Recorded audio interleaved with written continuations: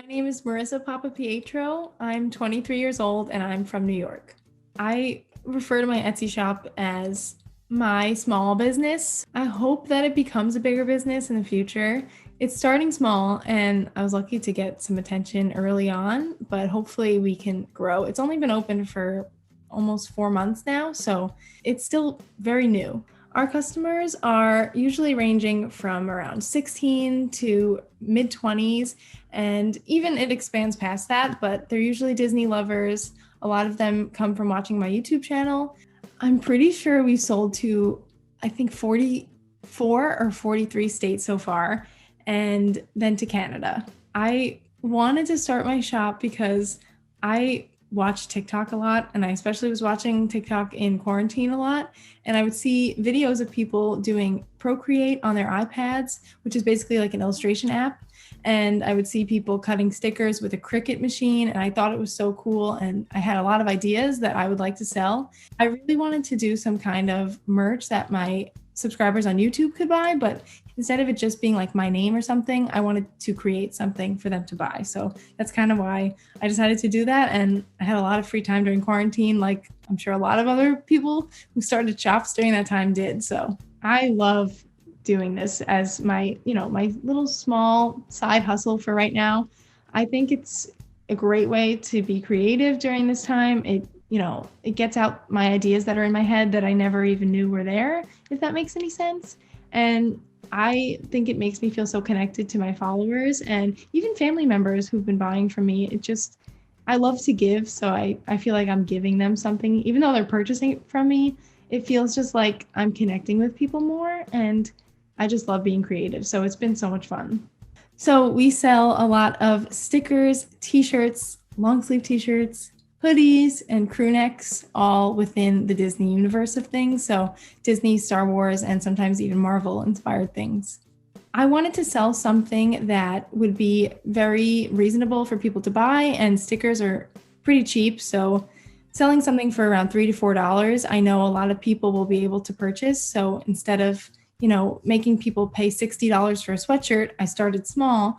And once the following started to grow, I expanded it a little bit to t-shirts and other things, but I still kept everything on the cheaper side, just so my followers who I know don't have like jobs or anything, and a lot of them are in school saving money, they could still buy if they wanted it.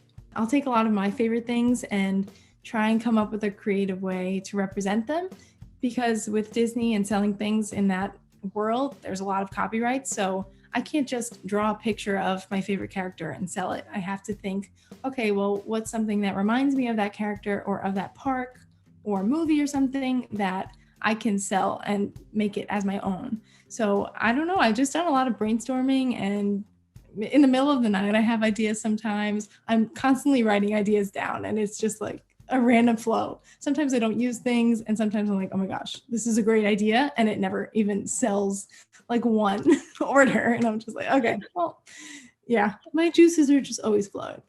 Hansel? Yes? Don't ever ask to leave this tower again. Yes, Mother. Our business so far, I think it's successful no matter what the numbers are, because people are really responding to it. But in numbers, we've gotten almost 500 sales in 4 months, and we have over 100 5-star reviews. So that is an accomplishment in those kind of terms. But just to me, being able to do it every day, and even if a day goes by where I don't have a sale, I still consider it successful, because even if just one person gets so excited to receive their package, that just means so much to me. So I think it's very successful in my own opinion. I decided to grow my business by first promoting it to my audience on YouTube, which was about 4,000 people. So on the first launch day, we already had a bunch of sales, which was exciting to me, but that kind of slowed down over time, and I had to learn to promote it on TikTok. So I made a TikTok account for it. I started to show the behind the scenes work that I did, packaging orders, creating the stickers.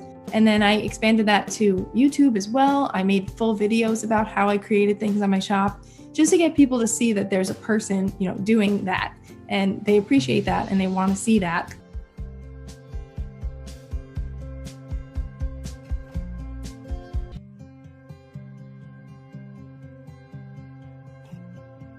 I've also expanded to Pinterest as well. I know that's an up and coming source for people to find things to buy. And hopefully it just becomes more of a community. I'm trying to do that on Instagram, and that's been good for me. But besides that, just through word of mouth of family and friends and people who have bought from me from those sources tell their family and friends. So it spreads really quickly and it's been really great. I'm not sure how I would do if it was any bigger than it is. I think if it gets a little bit bigger, I can manage it, but it really is just me doing a lot of the work. So it would be difficult to handle all of that. If it grew to, getting 100 sales a day or something like that, I'd probably have to start employing other people, which if it's a demand, I don't see why I would just, shut it down and be like, you know what, never mind. I don't want to do this anymore. I'll grow with it. But there are some other passions that I have in life besides the small shop. It's kind of just been a hobby that turned into a small job for me. So I think if it did get bigger, I would grow with it, but I'll try to balance my time or have to, employ other people to help me do it. So for the future, I hope to keep switching out all of our items like every season and with the trends that happen. I try not to be too basic. Everything that I make, I don't think I can find anywhere else, which is my main goal. And I just hope to keep creating things that people find unique and that people want to tell their friends about.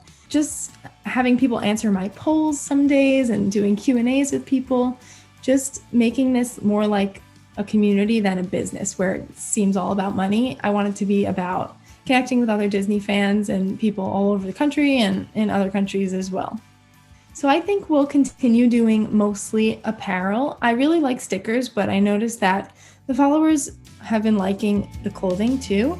And I hope to do a lot more t-shirts and hoodies, maybe expanding it into like sets, like people do hoodie and sweatpants or something like that. But a lot of those do cost a lot if people don't buy it. So everything is a risk, but hopefully I'll continue to do more designs. I don't want like weeks to go by without putting out something new. So I always want to be thinking of new stickers, new t-shirts, and all that stuff. My overall goal is to just be able to go to sleep at night and know that I'm bringing something into people's lives. And that's kind of how I am with the YouTube and the shop combined, because I feel like I am sort of like an influencer. I hate that word, but I just want to be able to bring joy to people. It's just like I have this little office up here and I'm just, doing every order on the days that I am working. And I just want people to know that a lot of heart and soul goes into it, and just getting a package, it seems so materialistic, but I just want them to know that me being a part of their life in the smallest way means a lot. And I want that to always happen, which is why if it gets too big and other people start to do it, it wouldn't feel like me anymore. So I just want to make sure that I am always a main part of this business and that I'm connecting with my followers and people who enjoy it.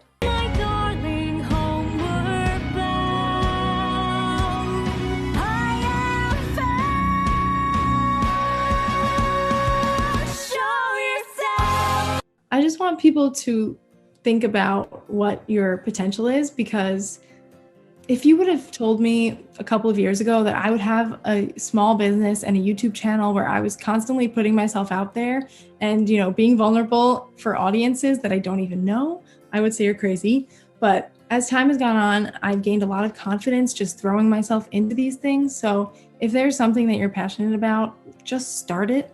It might fail. You might regret it, but you really shouldn't, because you're just constantly going to grow as a person. And I just want everyone to just literally go after their passions, because it could really change your life. It really could.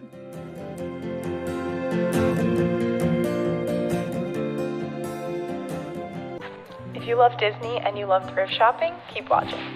I run a Disney small shop on Etsy, and I just started doing mystery upcycled t-shirts.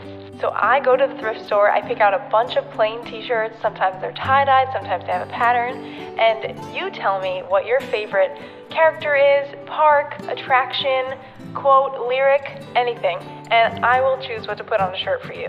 So you're gonna have no idea what you're getting. No one else is gonna be getting the same shirt that you get, so it's seriously one of a kind. Like, my TikTok got about 25,000 views overnight, and I woke up with over 100 orders for mystery t-shirts. I feel so many things. I feel so grateful. I have been wanting something like this to happen. I am ready for something like this to happen, but it's a lot. That is a lot of orders to fill and a lot of people who are anxiously waiting, so I feel a lot of pressure, but I also feel very grateful and I'm ready for it.